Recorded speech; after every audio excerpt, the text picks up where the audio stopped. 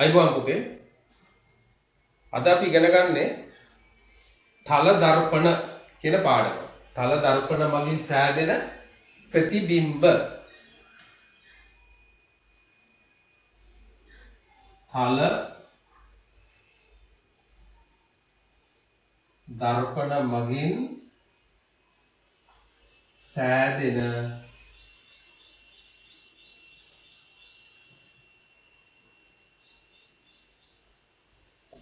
ප්‍රතිබිම්බ. මෙන්න මේක තමයි අද අපි ඉගෙන ගන්න. මේ පාඩම් කොටස. නේ? අපි ගිය සතියේ අන්තිමට පාඩම නැවැත්තුවේ චන්ද්‍රග්‍රහණයයි සූර්යග්‍රහණයයි ඇති වෙන්නේ කොහොමද කියලා අපි සාකච්ඡා කරා. චන්ද්‍රග්‍රහණයේදී සිද්ධ වෙන්නේ මොකද්ද? පෘථිවියේ සෙවණැල්ල චන්ද්‍රයා මතට පතිත වෙනවා. ඒතර සූර්යග්‍රහණයේදී මොකද්ද වෙන්නේ? චන්ද්‍රයාගේ සෙවණැල්ල පෘථිවිය මතට පතිත වෙනවා නේ. ගිය සතියේ අපි සාකච්ඡා කරපු කොටස තමයි ඔය කෙටියෙන් මතක් කරගන්නේ. හොඳයි. අපි එතකොට අද මේ තල දර්පණ මගින් සෑදෙන ප්‍රතිබිම්බ තමයි ඉගෙන ගන්නේ. මොකද්ද තල දර්පණය කියලා කියන්නේ? තල දර්පණය. නේ? තල කියන්නේ මොකක්ද අදහස? පැතලි කියන අදහස නේ. පැතලි. එතකොට දර්පණය දර්පණ. අන්න මේක අපි ඉගෙන ගන්නවා. දර්පණ කියන්නේ මොකක්ද කියන එක නේ. දර්පණය. එතකොට සාමාන්‍ය අපි තල දර්පණ කියලා අපි ව්‍යවහාරයේදී හඳුන්වනවා කණ්ණාඩි. මුහුණ බලන පැතලි කණ්ණාඩි තමයි මේ තල දර්පණ වල උදාහරණයක් විතර අපිට දෙන්න පුළුවන්. හරි. එතකොට අපි මුහුණ බලනකොට නේ කණ්ණාඩියකින් මුහුණ බලනකොට අපේ ප්‍රතිබිම්බය කණ්ණාඩියෙන් අපිට දකින්න පුළුවන්. අන්න ඕක තමයි අද ඉගෙන ගන්න. ඒ කොහොමද ප්‍රතිබිම්බය හැදෙන්නේ? එතකොට මේ ප්‍රතිබිම්බයේ තියෙන ලක්ෂණ මොනවද? අන්න ඒවා මේ පාඩමෙන් අපි ඉගෙන ගන්නවා. හරි? හොඳයි. එතකොට පුතේ දැන් තල දර්පණයකින් අපි මුහුණ බලනකොට අපගේ ඡායාව අපගේ ප්‍රතිබිම්බය අපිට බලා ගන්න පුළුවන් තල දර්පණය මතින්. එතකොට ඇයි මෙහෙම අපිට දකින්න පුළුවන් වෙන්නේ? ප්‍රධානතම හේතුව තමයි ආලෝකේ පරාවර්තනය කියන සංසිද්ධිය. ආලෝකේ පරාවර්තනය කියන සංසිද්ධිය තමයි මෙතෙන්ද බලපාන්නේ. දැන් මේ තියෙන්නේ මම මෙහෙම ඇඳුත් මේ තල දර්පණය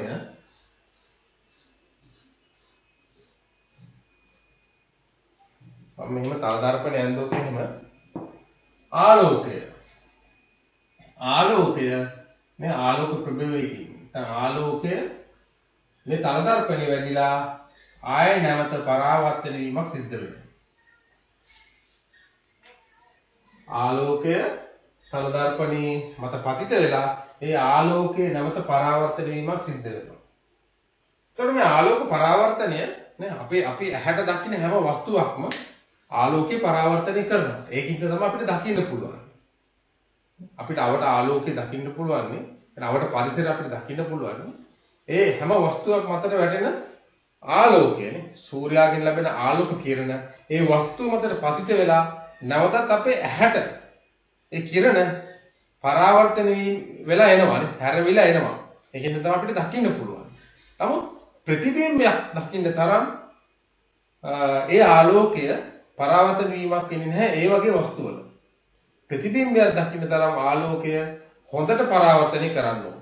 තල දර්පණ වලින් මොකද කරන්නේ? මේ ආලෝකය හොඳට පරාවර්තනය කරනවා. අපිට එතකොට අපේ ප්‍රතිබිම්බය දකින්න පුළුවන් නේ. අපි රළු බිත්තියක් මතට ගිහින් හිටගත්තොත් අපේ ප්‍රතිබිම්බය දකින්න බෑ. ඇයි ඒ?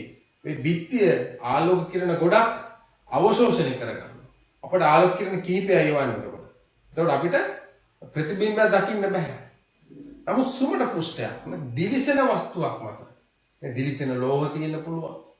වීදුරුවක් මත සමහරකට වීදුරුවක් ඉස්සරහට ගිහලා හිට ගන්නකොට අපේ ඡායාව අපේ යන්ත්‍රයෙන් බලා ගන්න පුළුවන්.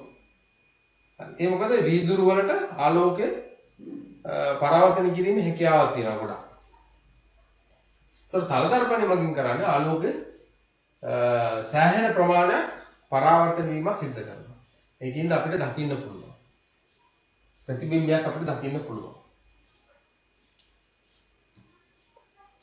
එතකොට ආලෝක පරාවර්තනය කියලා කියන්නේ මොකද්ද? මේක අපි අර්ථ දක්වුවොත් එහෙම. මොකද්ද ආලෝක පරාවර්තනය කියලා කියන්නේ?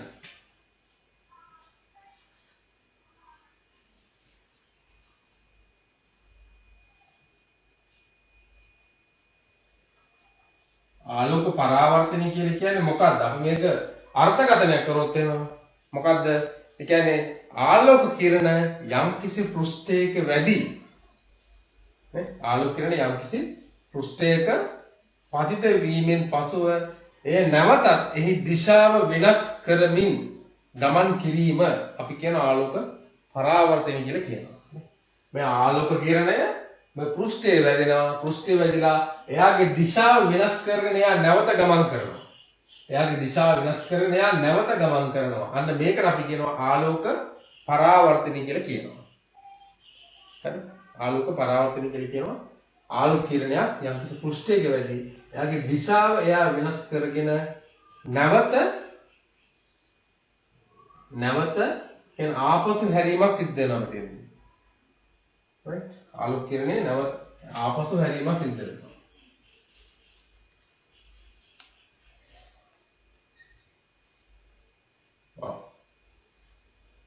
එතකොට ආලෝක පරාවර්තන කියලා අපි හඳුන්වන්නේ කොහොමද?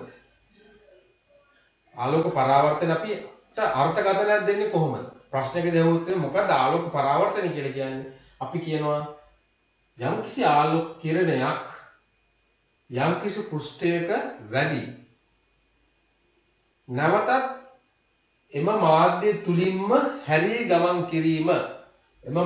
තුලින්ම හැරී ගමන් කිරීම අපි කියනවා ආලෝක පරාවර්තන කියලා කියනවා.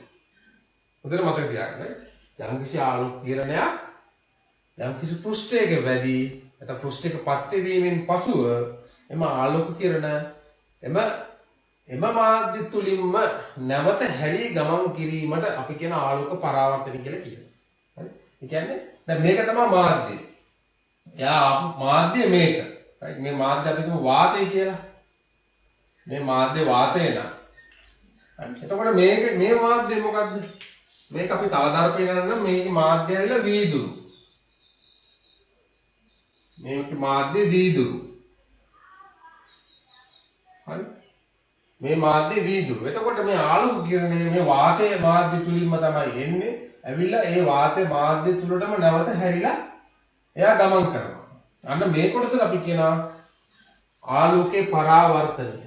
හැබැයි මෙයා සමහරක් විට වීදුරු තුලින් ආලෝකය ගමන් කරනවානේ නේ. වීදුරු තුලින් ආලෝකය ගමන් කරනවා. මෙයාගේ ගමන් දිශාව මේ කොටසක් මෙන්න හැඩය වෙනස් වෙලා කියන්නේ පොඩ්ඩක් ආපු ගමන් මාර්ගය වෙනස් වෙලා ආයෙ මෙයා මෙහෙට යන්න පුළුවන්. මේක වීදුරුවක්. වීදුරු පෘෂ්ඨයක්. මේක එතකොට පරාවර්තන කියලා අපි හඳුන්වන්නේ නැහැ. මේක වෙනම සංසිද්ධියක්. මේක ආලෝකයේ වෙනම සංසිද්ධියක්. හරි? මාධ්‍ය වෙනස් වීමක් සිද්ධ වෙනවා මෙතෙන්දී. මෙතෙන්දී මෙයා ආවේ වාතයේ මාධ්‍ය තුලින් දැන් මෙයා වීදුරු මාධ්‍ය තුලට ඇතුල් වෙලා තියෙනවා. මෙයාගේ දිශාවක් වෙනස් වෙලා තියෙනවා. හරි? ඊට පස්සේ මෙයා වීදුරු මාධ්‍ය තුලින් නැවතත් මේ වාතයේ මාධ්‍යට ඇතුල් වෙලා තියෙනවා. නමුත් මෙතනින් මේ කොටස අපි හඳුන්වන්නේ නැහැ ආලෝක පරාවර්තනය කියලා. ඒතර ආලෝක පරාවර්තනය නැහැ කියන්නේ මෙන්න මේ කොටස. එයා වාතයේ මාධ්‍ය තුලින් ආවා වීදුරුවේ වැදුනා වීදුරු පෘෂ්ඨයේ වැදිලා ආයෙ වාතයේ මාධ්‍යයටම එයා හැරිලා ගමන් කරනවා. අන්න ආලෝක පරාවර්තනය. හොඳයි ලියා ගන්නකො අපි මේකේ නෝට් එකක් ලියාගමු. තල දර්පණ මගින් සෑදෙන ප්‍රතිබිම්බ. තල දර්පණ මගින් සෑදෙන ප්‍රතිබිම්බ කියලා මාතෘකාව ලියලා එන්න මේ නෝට් එක ලියා ගන්න. මුහුණ බලන කණ්ණාඩියකින් ඔබේ මුහුණ ඔබට පෙනුනේ කෙසේද? මුහුණ බලන කණ්ණාඩියකින් ඔබේ මුහුණ ඔබට පෙනුනේ කෙසේද?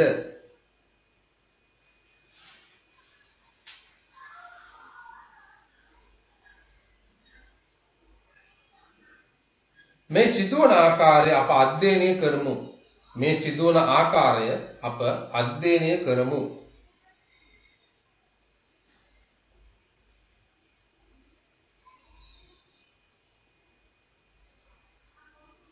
හරි යටින් තව ලකුණක් දාලා ලියා ගන්න. යටින් තව ලකුණක් දාලා ලියා ගන්න. ඔබගේ මුහුණට ලැබෙන ආලෝකය ඔබගේ මුහුණට ලැබෙන ආලෝකය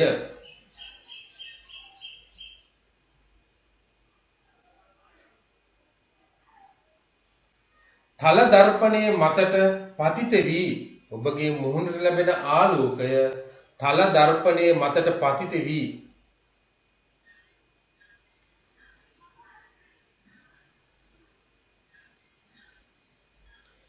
එම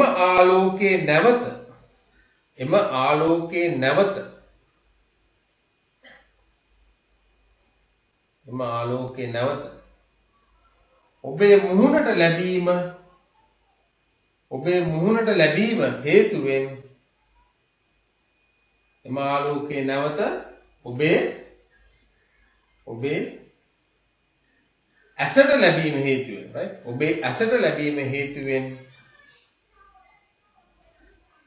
ඔබේ ඇසට ලැබීම හේතුවෙන් ඔබේ මුහුණ තල දර්පණයේ තුලින් දැකගත හැක. ඔබේ මුහුණ තල දර්පණයේ තුලින් දැකගත හැක.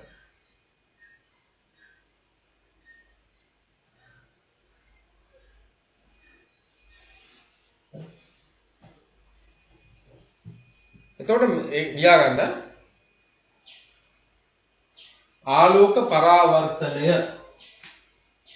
ආලෝක පරාවර්තනය කියලා කුඩා මාතෘකාව ලියාගෙන ඒකේ අර්ථකථනය ලියා ගන්න. ආලෝක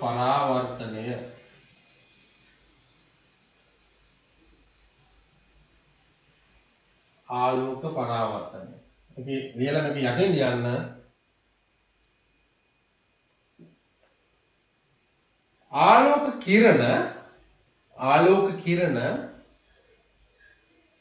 ආලෝක කිරණ යම් පෘෂ්ඨයක පතිත වීමෙන් පසු ආලෝක කිරණ යම් පෘෂ්ඨයක පතිත වීමෙන් පසු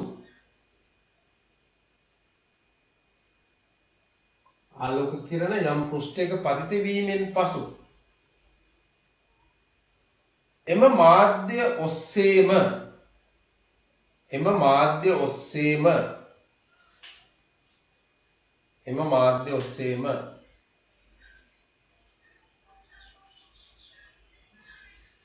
ආලෝක කිරණ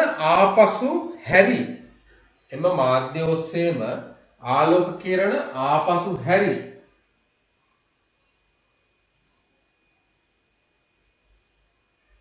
ගමන් කිරීම ආලෝක පරාවර්තනය ලෙස හඳුන්වයි.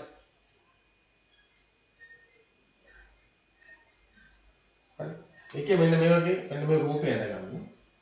එතන අපි තල දර්පණයක් තියෙනවා.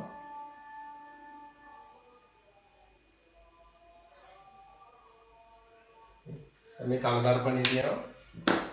ඊට පස්සේ ආලෝකය මේ තල දර්පණය මතට පතිත වෙනවා.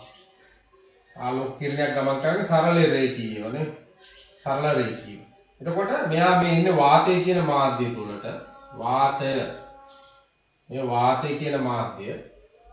එතකොට වාතය කියන මාධ්‍ය තුලින්ම ආලෝක කිරණය ඇවිල්ලා තල දර්පණය මත පතිත වෙලා නැවතත් වාතයේ තුලටම මෙයා හැරිලා ගමන් කරනවා.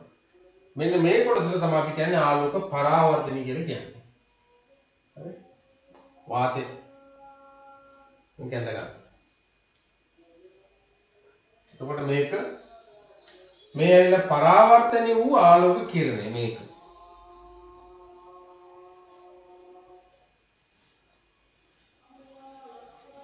පරාවර්තනය වූ ආලෝක කිරණය. right ඉතින් පරාවර්තනය වූ ආලෝක කිරණය මේක ඇවිල්ලා එතකොට මේ තියෙන මොකක්ද වීදුරු මාර්ගය.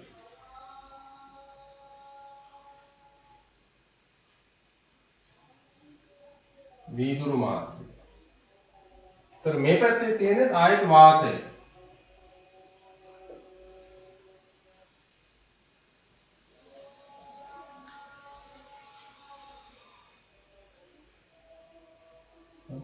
එතකොට මේ ආලෝක කිරණය වීදුරු මාධ්‍ය තුළට ගමන් කරන්නේ නැහැ.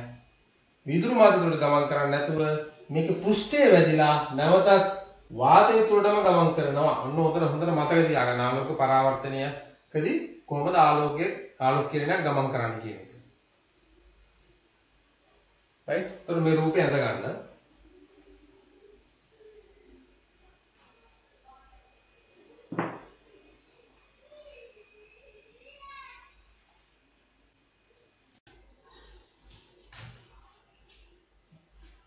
හොඳයි. ඒ රූප සටහනට මේ රූපයට පහෙන් ලියාගන්න මෙන්න මේ කරුණු ටික තර ලකුණක් දාලා සුමට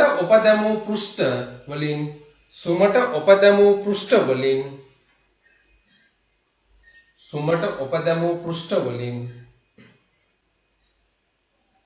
හොඳින් ආලෝකය පරාවර්තනී වේ. සුමට උපදැමූ පෘෂ්ඨ වලින් හොඳින් ආලෝකය පරාවර්තනී වේ.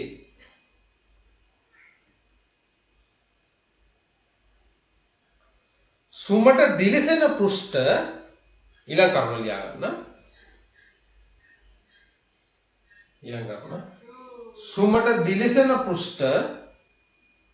සුමට දිලිසෙන පෘෂ්ඨ දර්පණ ලෙස ක්‍රියා කරයි. සුමට දිලිසෙන පෘෂ්ඨ දර්පණ ලෙස ක්‍රියා කරයි.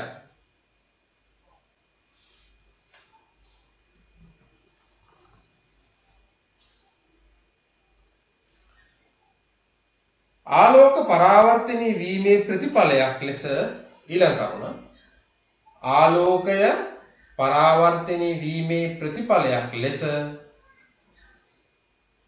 ඊළඟ කරුණ ආලෝකය පරාවර්තනී වීමේ ප්‍රතිඵලයක් ලෙස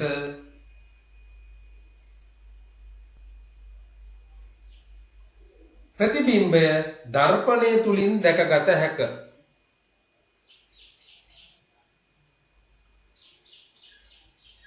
ප්‍රතිබිම්බය දර්පණය තුලින් දැකගත හැක.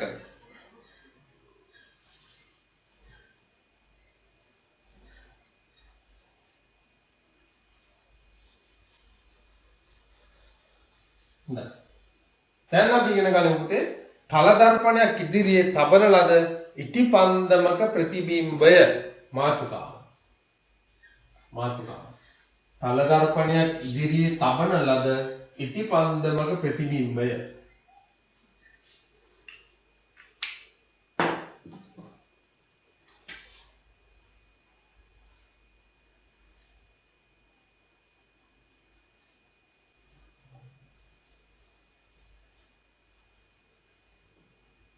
තල දර්පණයක් ඉදිරියේ තබන ලද ඉටිපන්දමක ප්‍රතිබිම්බය.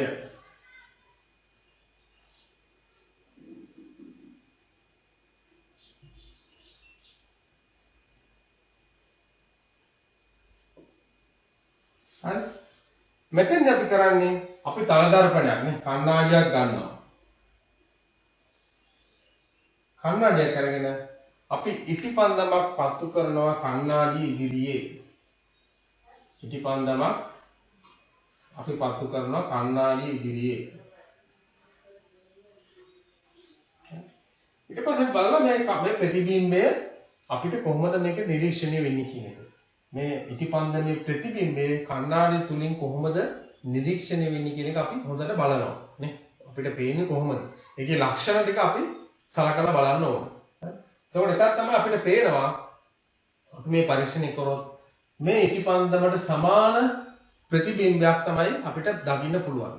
කියන්නේ මේ ප්‍රතිබිම්බයේ උසට මේ වස්තුවේ උසට අපි දැන් මේකට කියන වස්තුව. එතකොට මේක කියන වස්තුව. මේක වස්තුව.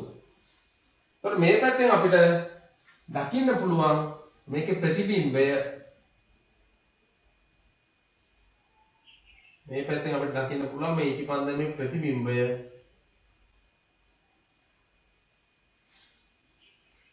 එතකොට මේ ඇවිල්ලා ප්‍රතිබිම්බය.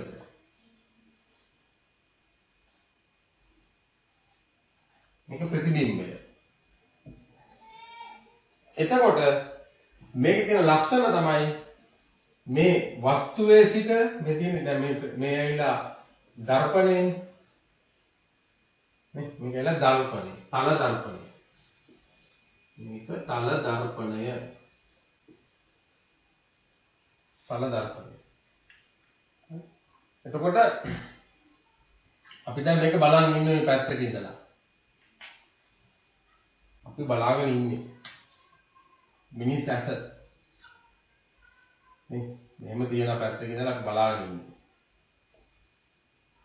මේ ඇස එතකොට අපිට දකින්න පුළුවන් දෙයක් තමයි මම මේ රූපෙ මෙහෙම ඇඳලා පුතේ මේ වස්තු දුරයි දර්පණය අතර තියෙන දුරයි අපි කියන මෙන්න මේ දුර වස්තුවේ සිට දර්පණයට ඇති දුරට අපි කියන වස්තු දුර කියලා කියන්නේ වස්තු දුර ඒ වගේම තමයි මේ දර්පණයේ මේ තලයේ ඉඳලා මේ ප්‍රතිබිම්බයට තියෙන දුර අපි හඳුන්වනවා මොකද්ද ප්‍රතිබිම්බ දුර මේක අපි හඳුන්වනවා ප්‍රතිබිම්බ දුර කියලා ප්‍රතිබිම්බ දුර right වස්තු දුර ප්‍රතිබිම්බ දුර හැම වෙලේම තල දර්පණයෙන් අපි ලබා ගන්නා ප්‍රතිබිම්බයක වස්තු දුරට ප්‍රතිබිම්බ දුර සමානයි. අපි හිතමුකෝ මේ දුර සෙන්ටිමීටර් 10ක් කියලා. එතකොට මේ දුරත් සෙන්ටිමීටර් 10යි. අපිට මේක වනින්න පුළුවන්. ක්‍රමයක් තියෙනවා මනින්න. අපි බලමු ඒක ඉස්සරහට. හරි? වස්තු දුර සෙන්ටිමීටර් 10යි නම් ප්‍රතිබිම්බ දුරත් සෙන්ටිමීටර් 10යි. ඒ වගේම තමයි මේ වස්තුවේ උස. මේ වස්තු උස. කියන වස්තුවේ ප්‍රමාණය උස සහ පළල ප්‍රතිබිම්බයේ උසටයි පළලටයි සමානයි. නේ? කියන වස්තුවේ ප්‍රමාණය ප්‍රතිබිම්බයේ ප්‍රමාණයට සමාන වෙනවා. හරි. ඊළඟ මේකේ තියෙන ලක්ෂණ මොනවද? එකක් තමයි වස්තු දුරයි ප්‍රතිබිම්බ දුරයි සමානයි. හරි. වස්තු දුර සමානයි ප්‍රතිබිම්බ දුරට. ඊළඟ එක තමයි වස්තුවේ ප්‍රමාණය සමාන වෙනවා ප්‍රතිබිම්බයේ ප්‍රමාණයට.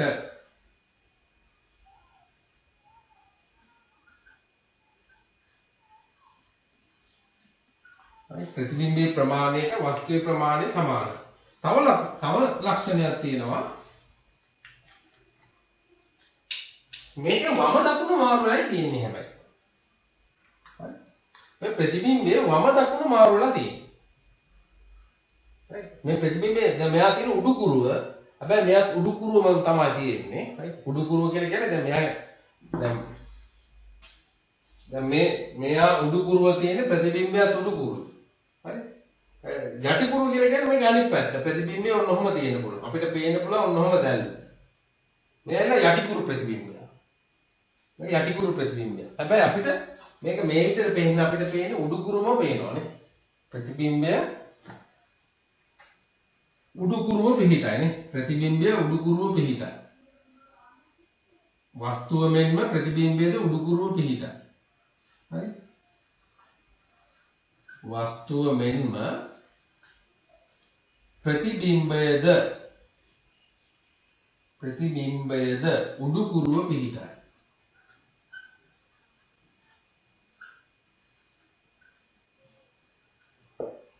අනිත් ලක්ෂණය තමයි මෙයාගේ වම දකුණ හැබැයි මෙයාගේ වම් දකුණ මාරුලා තින්නේ. දැන් අපි කණ්ණාඩියක්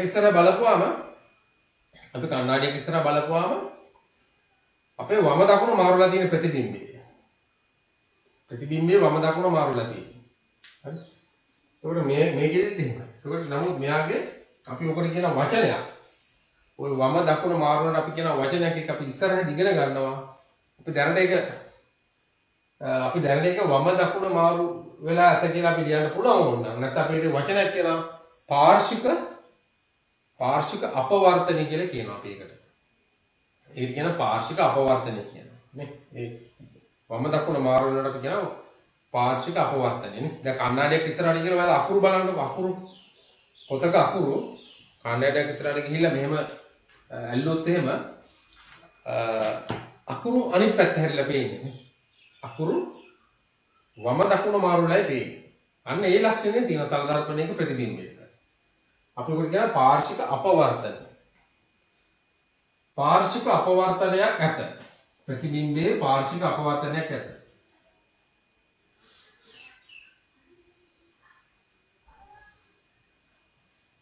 ප්‍රතිබිම්බයේ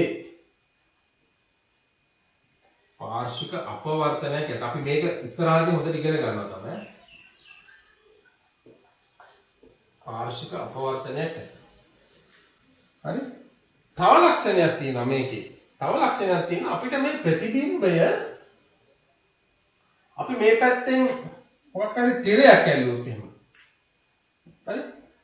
අපි මේක මොකක් හරි තිරයක් ඇල්ලුවොත් එහෙම සුදු තිරයක්. සුදු තිරයක් අපි මේ පැත්තෙන් මෙහෙම තිබ්බොත් එහෙම අපිට මේ ප්‍රතිබිම්බයේ සුදු තිරයට ගන්න බෑ. ප්‍රතිබිම්බයේ සුදු තිරයට ගන්න බෑ. ඒ කියන්නේ අපිට අපේ ඇස් දෙකට විතර අපිට මේක දකින්න පුළුවන් ප්‍රතිබිම්බය. හරි? මේක සුදු තිරයක් මතට මේ ප්‍රතිබිම්බය ගන්න බෑ. සුදු තිරයක් මතින් අපිට බලන්න බෑ මේක. තිරයකට ගන්න බෑ. තිරයකට ගන්න බෑ. අන්න ওই ලක්ෂණයට අපි කියනවා මේක ප්‍රතිබිම්බයේ පුතේ අතාත්තිකයි. තිරයකට ගන්න බැරි ප්‍රතිබිම්බයකට අපි කියනවා අතාත්තික ප්‍රතිබිම්බයක්. අතාත්තික. අපි ඒක ඉස්සරහදී මම ඒක පෙන්නන්නම් වීඩියෝ එකක් තියෙනවා. ඒකෙදි මම පෙන්නන්නම් මොකද්ද තාත්තික ප්‍රතිබිම්බය සහ අතාත්තික ප්‍රතිබිම්බය කියලා. ඒතකොට මේකෙදි මේක අතාත්තික ප්‍රතිබිම්බයක්. ඔන්න ඒක මතක තියාගන්න. තල දර්පණයකින් ලබා ගන්නා ප්‍රතිබිම්බය අතාත්තිකයි. අතාත්තිකයි. ඒ කියන්නේ ඒ ප්‍රතිබිම්බය අපිට තිරයකට ගන්න බෑ. තිරයක් මගින් බලන්න බෑ. හරි? කියන්නේ මේක අපි සුදු තිරයක් කියන්නේ සුදු තිරයක් අල්ලුවා. සුදු තිරයක් ඇල්ලුවොත් මේ තිරේ මත මේ ප්‍රතිබිම්බය අපිට මෙහෙම තියෙනවා දකින්න බෑ. දකින්න බෑ. තිරේ මත ප්‍රතිබිම්බය ලැබෙන්නේ නැහැ.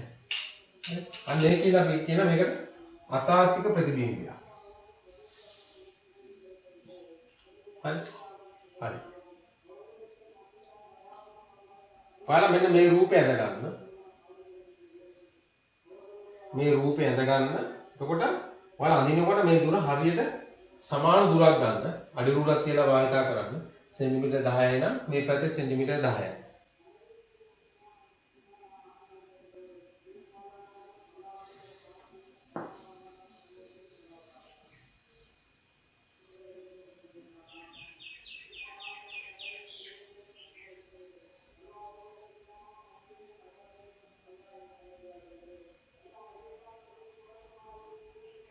මේව ටික ලියා ගන්න අවශ්‍ය නැහැ. මේක මම වෙනමම දෙන්නම්.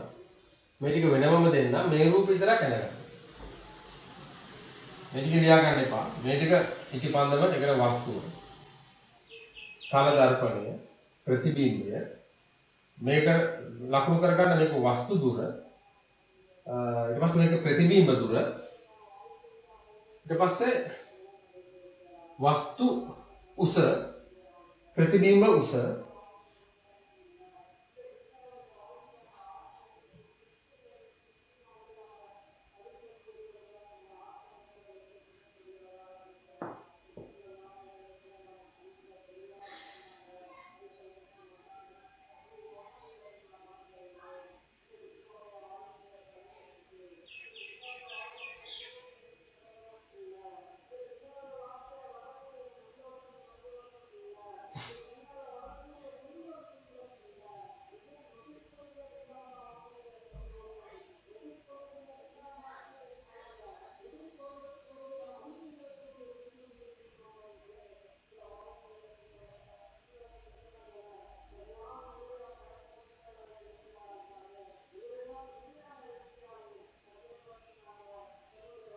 හරිද? මේක වීඩියෝ එක පෝස්ට් කරලා මේ රූප ස්ථාන හොඳට ඇඳගන්න ලස්සනට. අපි යන් ඊළඟ කොටසට. යනවා. මේකේ දැන් එතකොට අපි පරීක්ෂණයක් කරන්න තියෙනවා. හරි? අපි පරීක්ෂණයක් කරන්න තියෙනවා. එතකොට ඒකේ මේ පරීක්ෂණයට අවශ්‍ය ද්‍රව්‍ය ලියා ගන්න. මේ පරීක්ෂණයට අවශ්‍ය ද්‍රව්‍ය. අවශ්‍ය ද්‍රව්‍ය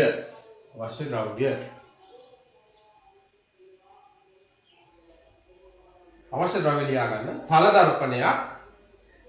තල දර්පණයක් ඉටිපන්දමක් සහ අඩි කෝදුවක්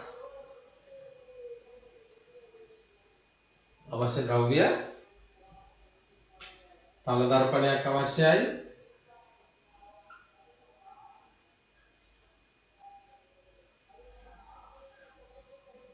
ඉටිපන්දමක් අවශ්‍යයි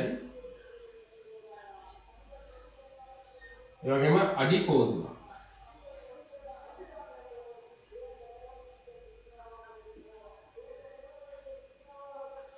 අඩි කෝදුවක් හරි මේ ටික අවශ්‍යයි ඊට පස්සේ අවශ්‍ය ද්‍රව්‍ය ඊට පස්සේ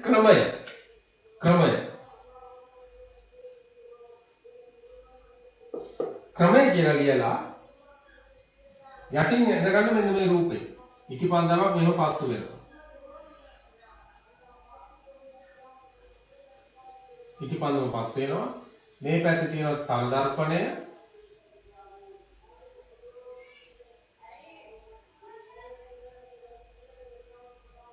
ඔය පැත්තේ තල දර්පණය කියලා තියෙනවා ඕක ඇඳගන්න මේ රූප සටහන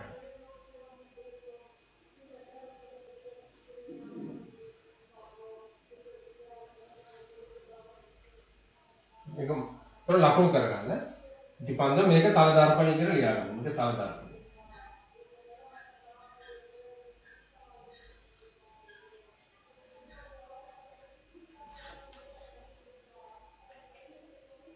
ක්‍රමය කියලා ලියුවා රූප සටහන ඇඳ ගන්න. හරි. මේක රූප සටහන ඇඳ ගන්න වීඩියෝ එක පෝස්ට් කරලා රූප සටහන ලස්සන ඇඳ ගන්න. හොඳයි. ඊට පස්සේ ලියා ගන්න ක්‍රමය ඉහත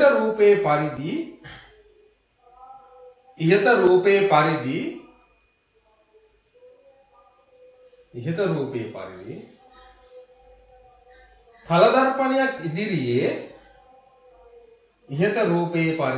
තල දර්පණයක් ඉදිරියේ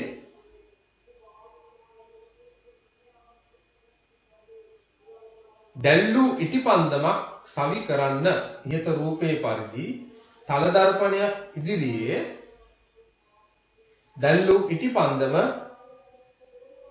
සවි කරන්න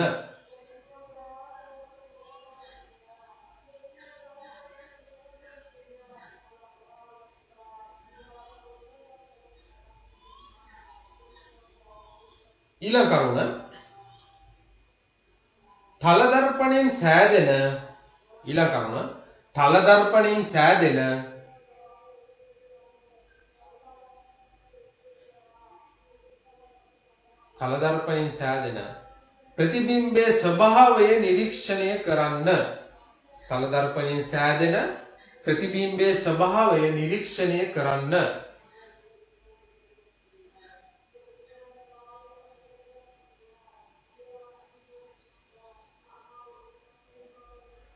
ප්‍රතිබිම්බයේ ස්වභාවය නිරීක්ෂණය කරන්න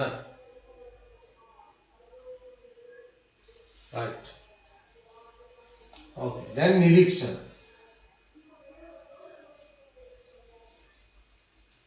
නිරීක්ෂණ ලියන්න ඕන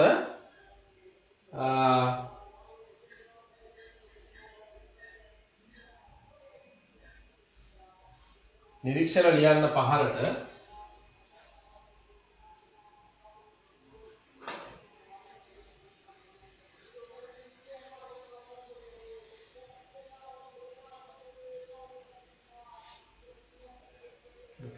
නිරීක්ෂණ පහළ ලියන්න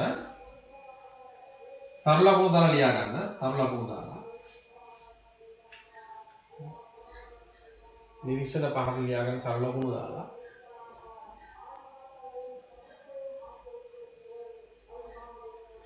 වස්තු දුර සහ ප්‍රතිබිම්බ දුර සමානය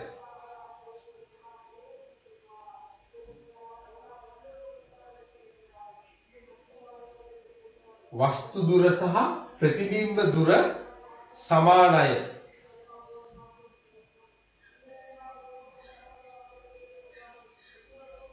වස්තු දුර සහ ප්‍රතිබිම්බයේ දුර සමානය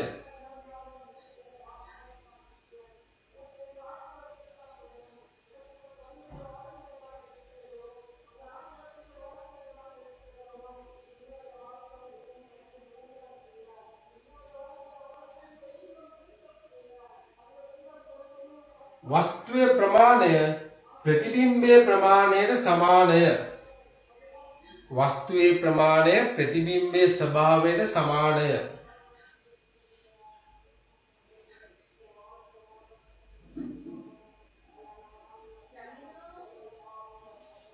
වස්තුවේ ප්‍රමාණය ප්‍රතිබිම්බයේ ප්‍රමාණයට සමානය.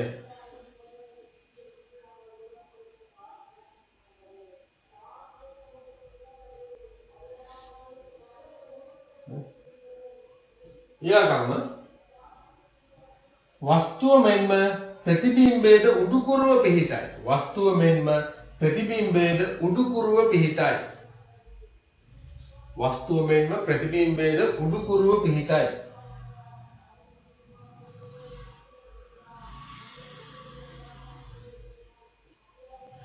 වස්තුව මෙන්ම ප්‍රතිබිම්බයේද උඩුකුරුව පිහිටයි.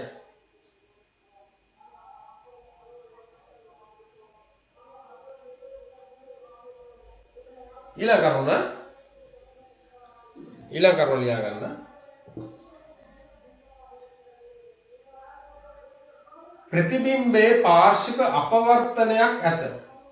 ප්‍රතිබිම්බයේ පාර්ශ්වික අපවර්තනයක් ඇත.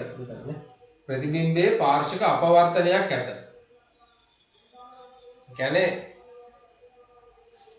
වම දකුණ මාරුලා තියෙනවා. ප්‍රතිබිම්බයේ පාර්ශ්වික අපවර්තනයක් ඇත.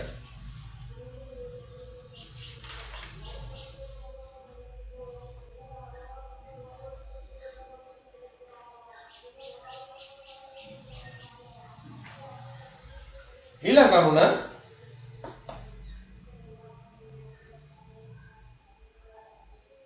කරුණ සෑදෙන ප්‍රතිබිම්බය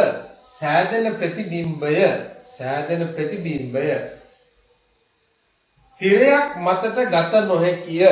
සෑදෙන ප්‍රතිබිම්බය තිරයක් මතට ගත නොහැකිය.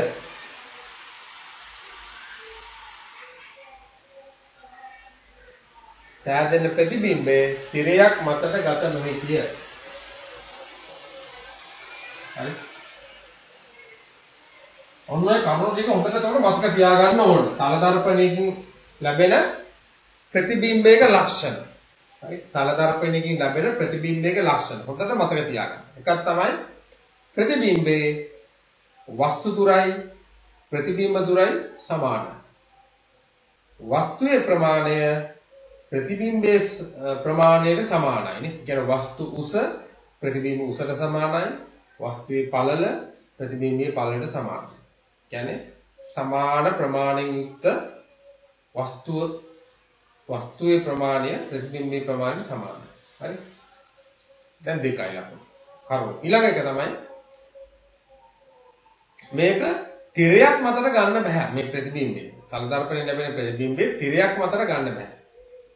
තිරයක් මතට ගන්න බැරි හින්දා අපි කියන මේක අතාත්වික ප්‍රතිබිම්බයක්.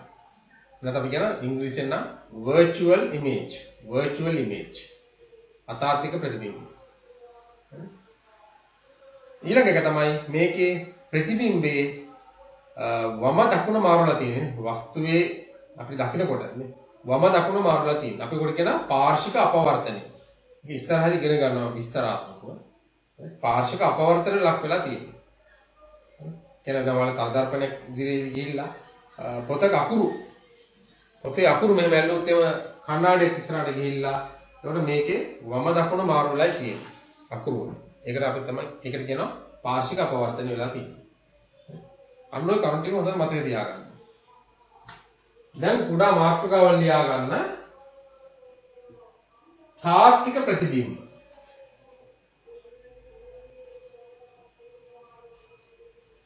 තාත්වික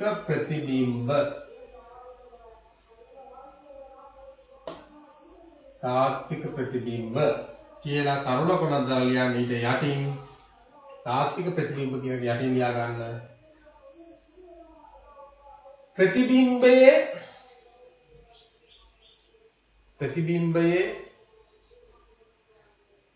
ඡායාවක්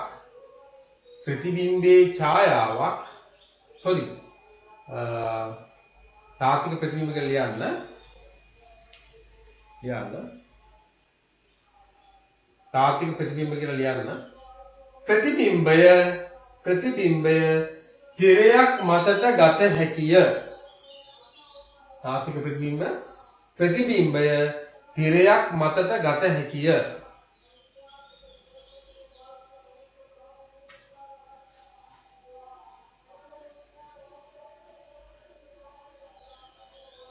තිරයක් මතට ගත හැකිය. ඊළඟ කරුණ අතාත්වික ප්‍රතිබිම්බ.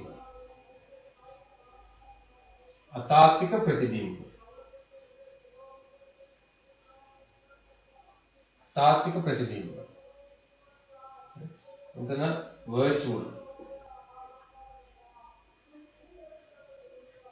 virtual image. Make a real image.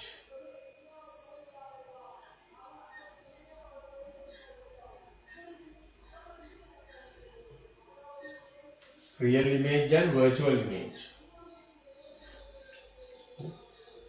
तो අතාත්වික ප්‍රතිබිම්බය කියන්නේ මොකද්ද? ප්‍රතිබිම්බය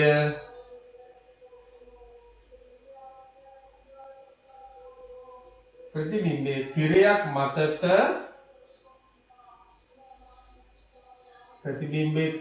මතට ගත නොහැකිය.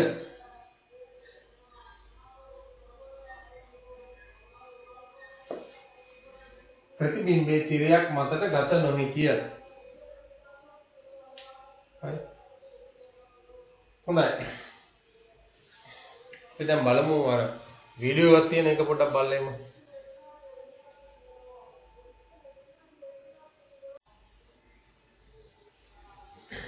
දැන් බලන්න මේ පින්තූරේ. එතකොට මේ රූපසටහනේ දැන් මේ ඉටිපන්දමක් අපි දැල්වලා තියෙනවා. ඊට පස්සේ ඉටිපන්දමේ ප්‍රතිබිම්බය මේ තල දර්පණය මත පතිත වෙලා තියෙනවා. මේ තල දර්පණය මත පතිත වෙලා තියෙන ප්‍රතිබිම්බය. එතකොට ප්‍රතිබිම්බයයි දර්පණයයි අතරනේ තල දර්පණය අතර තියෙන දුර අපිට පේනවා ඇති. ඒකට අපි කියනවා ප්‍රතිබිම්බ දුර. ඊට පස්සේ වස්තුවයි තල දර්පණය අතර දුරට අපි කියනවා වස්තු දුර කියලා කියනවා. දැන් මෙහා පැත්තෙන් තියෙනවා අන්න සුදු තිරයක් තියෙනවා. දැන් මේ සුදු තිරේ මතට මේ ප්‍රතිබිම්බය පතිත වෙලා නැහැ. සුදු තිරේ මතට ප්‍රතිබිම්බය පරාවර්තනය වෙලා කියන්නේ මේ ප්‍රතිබිම්බය ගන්න බෑ සුදු තිරයට. අපි හින්දා කියනවා මේක අතාත්වික ප්‍රතිබිම්බයක්. අතාත්වික ප්‍රතිබිම්බයක්. එතකොට බලන්න දැන් මේකේ වස්තුවේ ප්‍රමාණයයි ප්‍රතිබිම්බයේ ප්‍රමාණයයි නේ එක සමානයි වගේනේ අපිට පේන විදිහට එක සමානයි. අපිට පේන විදිහට එක සමානයි. වස්තුවේ ප්‍රමාණයයි ප්‍රතිබිම්බයේ ප්‍රමාණයයි එක සමානයි.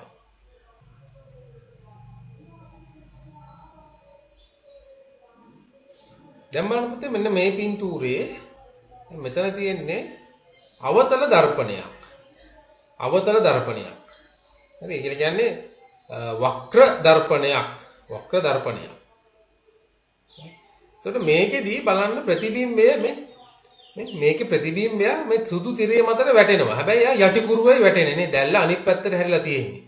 දැන් මේ වැඩේ අපිට අර තල දර්පණය මගින් කරන්න බැරි වුණානේ. හරි මේ වැඩේ අපිට අර තල දර්පණය මගින් කරන්න බැරි වුණා.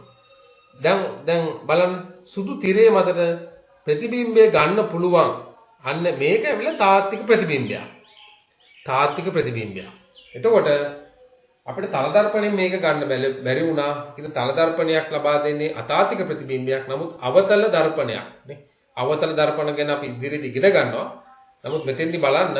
එතකොට මේ අවතල දර්පණය මගින් තාත්වික ප්‍රතිබිම්බයක් ගන්න පුළුවන්. දැන් මේ තියෙන ඇම්බියුලන්ස් කියලා අකුරු ටිකක් ලියලා තියෙනවා. මේක හැබැයි අනිත් පැත්තට තමයි තියෙන්නේ. ඒතකොට තල දර්පණය මගින් මම කිව්වේ පාර්ශික අපවර්තනයක් වෙනවා කියලා නේ. අකුරු අනිත් කියන්නේ වම දකුණ මාරු කරලා තමයි මේ තල දර්පණය මගින් අපිට ලබා දෙන්නේ ප්‍රතිබිම්බය. දැන් බලන්න අර. දැන් එයා වම දකුණ මාරු කරලා දැන් අපිට නිවැරදිව දැන් මෙතෙන්දි කියව ගන්න පුළුවන්. මොකද අපි ලියුප් එකේ තිබුණේ කන පිට ලියලා නේ. වම දකුණ මාරු කරලා ලියලා තමයි පොළේ තිබුණේ. නමුත් තල දර්පණයෙන් අපිට ඒක හරියට බලා ගන්න පුළුවන්. එතකොට ඔයාලා දැකලා තියෙන ඇම්බියුලන්ස් වල ඇම්බියුලන්ස් කියලා ලියලා තියෙන්නේ අකුරු අනිත් පැත්තට. වම දකුණු මාරු කරලා. ඇයි ඉස්සරහින් තියෙන වාහනේ තියෙන කණ්ණාඩියෙන් එතකොට හරියට බලා ගන්න පුළුවන්. ඒ ඩ්‍රයිවර්ට නිවැරදිව කියව ගන්න පුළුවන් වෙන විදිහට තමයි ඇම්බියුලන්ස් එකේ අකුරු වම දකුණු මාරු කරලා ලියලා තියෙන්නේ.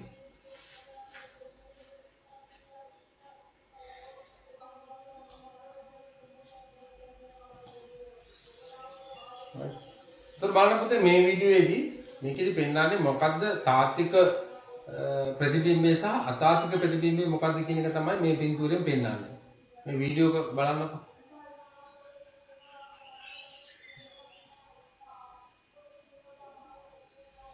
දැන් මේ තියෙන තව දර්පණයක්. එතකොට මේක පැතලි ඒ වගේම සුමුදුයි. පැතලි සුමුදු දර්පණයට අපි කියනවා ප්ලේන් මිරර්. නැත්නම් පැතලි කණ්ණාඩියක්. නේද? හොඳයි. එතකොට මේ තියෙන්නේ දැන් මෙතෙන්දි පෙන්නන්නේ අවතල කණ්ණාඩිය. ඔය ඔයාලගේ දැන් බාත් รู ම් වල එහෙම අවතල කණ්ණාඩි දකින්න පුළුවන් නේ. අපිට පින්තූරේ කියන්නේ අපේ ප්‍රතිබිම්බය ටිකක් ලොකු කරලා පෙන්නනවා. අවතල දර්පණවල.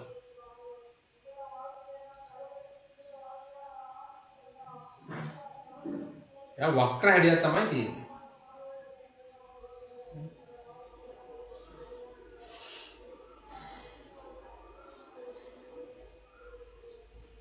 දැන් රවුල කපන්නෙම භාවිතා කරන්නේ අවතල දර්පණනේ. අපි නැතව කියන කන්කේව් මිරර් කියලා කියනවා. ඒ මොකද ඒක හොඳ පැහැදිලි ප්‍රතිබිම්බයක් ලබා දෙනවා. විශාලනය කරලා ලබා දෙනවා. නමුත් පැතලි කණ්ණාඩියකින් නැත්නම් තල දර්පණයකින් ප්‍රතිබිම්බයේ ප්‍රමාණය වෙනසක් වීමක් සිද්ධ වෙන්නේ නැහැ. අපිට අපේ තියෙන ඒ සමාන ප්‍රමාණය තමයි පෙන්වන්නේ තල දර්පණයක් තුලින්.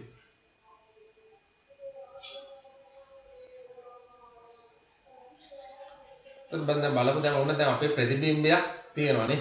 ඒ කියන්නේ සූර්යාලෝකය නේ ආලෝකය අපේ පෘෂ්ඨයේ අපේ ශරීරයට වැදිලා ඒ ආලෝකයේ තල දර්පණයේ මතට පරාවර්ත කියන්නේ තල දර්පණයේ මතට පතිත වෙලා තල දර්පණය මොකද කරන්නේ? ඒ ආලෝක කිරණ නැවත පරාවර්තනය කියලා අපේ ඇහැට ලබා දෙනවා. අපේ ඇහැට ලබා දෙනවා. ඒකින්ද තමයි අපිට ප්‍රතිබිම්බයක් දකින්න පුළුවන්.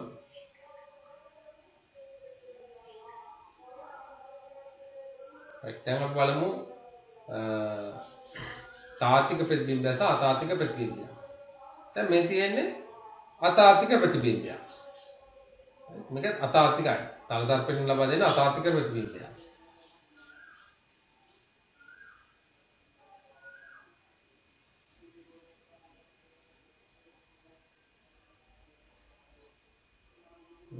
දැන් මෙතන පිරිමි ළමයෙක් ඉන්නවා කියලා හිතා ගන්නකො. දැන් ඊතලයේ උඩ පිරිමි ළමයෙකුගේ ඔළුව කියලා හිතුවොත් එහෙම දැන් මේ පැතලි කණ්ණාඩියකින් කොහොමද ඒ පින්තූරය ලබා දෙන්නේ? නැත්නම් ඒ ප්‍රතිබිම්බය ලබා දෙන්නේ කොහොමද කියන එක තමයි දැන් මේ පෙන්වන්නේ.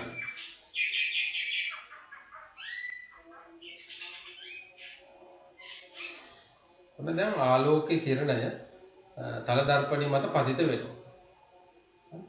පතිත වෙලා එයා පරාවර්තනය කරනවා නැවතත් එම මාධ්‍යයටම නේද? ආලෝක කිරණය නැවතත් හරවලා යවනවා. කණ්ණාඩිය තුලින් ගමන් කරන්නේ නැහැ.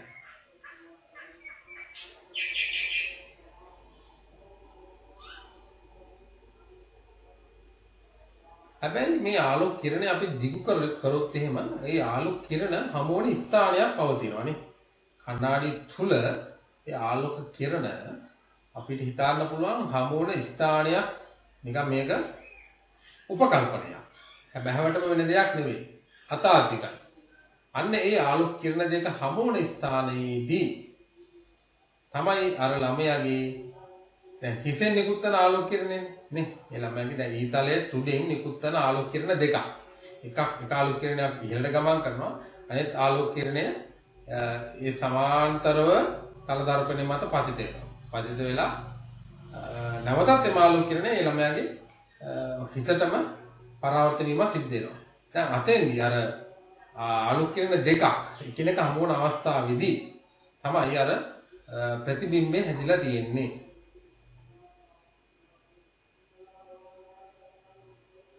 අන්න අතෙන්දී ප්‍රතිබිම්බය හැදෙනවා. ඒකට සමාන දුරකින් වස්තු දුරට සමාන දුරකින් තමයි මේ ප්‍රතිබිම්බය නිර්මාණය වෙන්නේ. ප්‍රතිබිම්බේ නිර්මාණය වෙන්නේ වස්තු දුරට සමාන දුරකින්. අපි ඒක කිව්වා ප්‍රතිබිම්බ දුර කියලා.